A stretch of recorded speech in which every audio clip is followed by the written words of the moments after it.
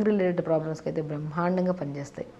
So కాబట్టి ఒక 200 ml water తీసుకొని దానిమ్మ ఆకులు 4, 5 ఆకులు, చిన్న అల్లం ముక్క దంచేసి, వాము ఉంటుంది కదా, వాము కొద్దిగా వేసుకొని, అండ్ తమలపాకు చాలా మంచిది లంగ్ ప్రాబ్లమ్స్కి.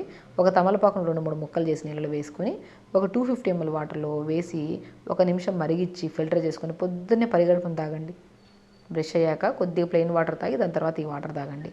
సో అల్టిమేట్గా మీకు లంగ్ రిలేటెడ్ ప్రాబ్లమ్స్ నుంచి, ఇంటర్నల్గా తినే ఫుడ్ మీద కూడా చాలా ఇంపాక్ట్ అయి ఉంటుంది మనకి ఈ ప్రాబ్లం తగ్గాలంటే. సో ఆ ఇన్ఫెక్షన్స్ అవన్నీ కంట్రోల్ అవ్వాలంటే ఈ కాంబినేషన్ వాటర్ చాలా బ్రహ్మాండంగా పనిచేస్తుంది.